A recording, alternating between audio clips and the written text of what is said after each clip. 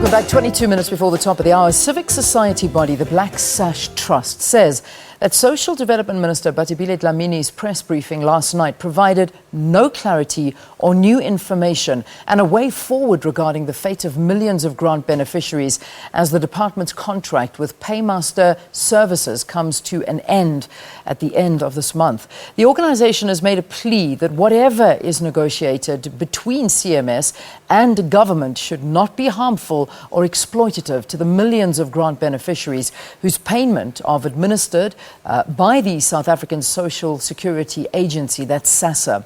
Elroy Paulus is the National Advocacy Manager for Black Sash, and he joins us now from our Seapoint studios. Elroy, good to have you. Welcome to Morning Live.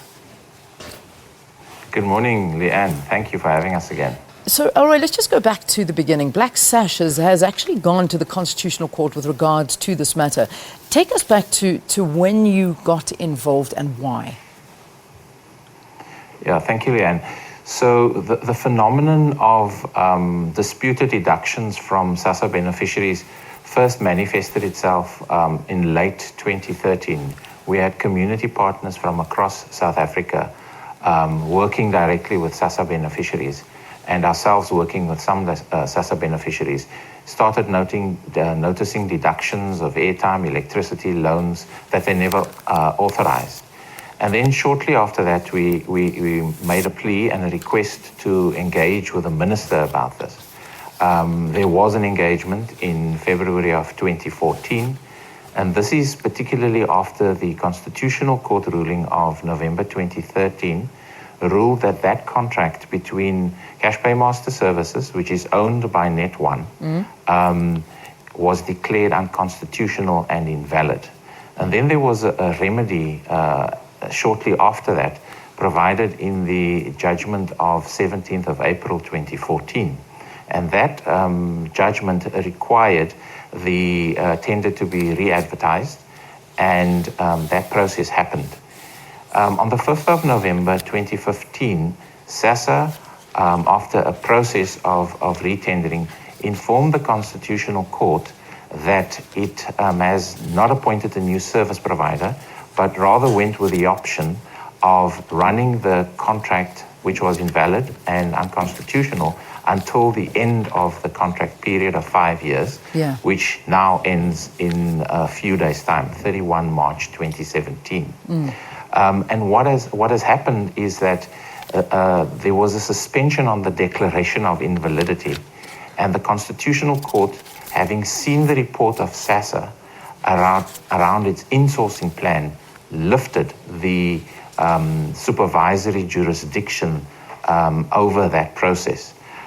Given what has happened most recently, the lack of clarity in particular between the public and the minister in her interview yesterday, it is imperative that the details of that contract, a new and or extended contract between CPS and SASSA, in order to pay grants to the 17 million beneficiaries coming from the public purse, this taxpayers' money, was not disclosed. The minister, despite an hour-long press conference, did not disclose the nature of the amount, the price, and the conditions of the contract. So this is a big problem. Let me just interrupt you a little bit, just so that we can have a conversation here. I mean, it's a big problem. What we saw unfolding in the press conference yesterday, it was almost as though the press conference was called to tell the media and the nation what the ministry wanted to tell, but not the questions that are on people's mouths, because it's been such a closed-door process up until now that people are still unsure as to what's going on. And blaming the media for creating panic in society and in South Africa, as the minister said, do you think this was fair of the minister to say when the information coming through is just not good enough? I think it's rather disingenuous to blame the media. We raised this matter with the minister years ago. On the 12th of September, we wrote a letter asking for details of the insourcing plan when we saw what was going to come. And to date, the minister has not replied, which is most regrettable. I think all South Africans have a right to know about that. So where we are at right now is that we still don't know what that is.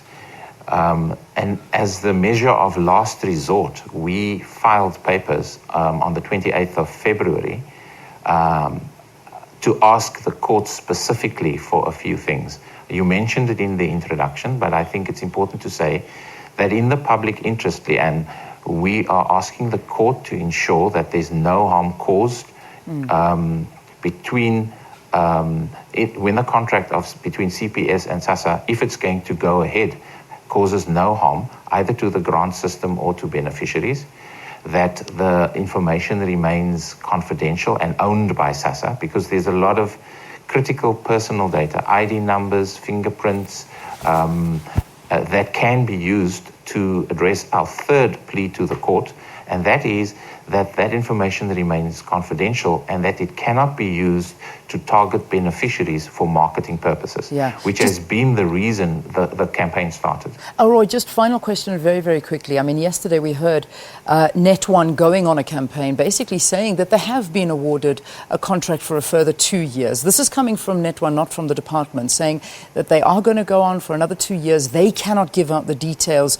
of the contract, the money, the specifics that are going into this, but they are saying as the 1st of April comes, they will continue to do the payments. But this is breaking what the Constitutional Court has already ruled on. I mean, what are the repercussions of something like this? Yeah, you're right, Leanne. I saw the interview by Net1. Mr. Bellamont I confirm what you are saying that he said. The issue at stake here is that there are 17 million SASSA beneficiaries. 1 in 3 people living in South Africa are dependent on the state to pay this year around 150 billion rand. This is critical. The gains made by the state to reduce extreme poverty will be rolled back if grants are not paid. But more importantly, when the money is paid over, what is the guarantee that money won't be clawed back by third parties, including companies affiliated with Net1, sister companies of Cash Paymaster Services, like Moneyline, EasyPay, Smart Life, or Moyo Manji. We have raised this in our papers, and we are very concerned that South Africans have a right, as enshrined in our Constitution, to the right of social security, and if people are unable to help themselves, the right to social assistance. Yeah. All right, we leave it there for this morning. Thanks so much for talking to us here on the program. It's an issue that we are going to be focusing on a lot this week, so do, of course, follow all media organizations. This will be a big story. This is from the Black Sash, manager of Black Sash, Elroy Paulus. He is the National Advocacy Manager for Black Sash. Thank you. Let's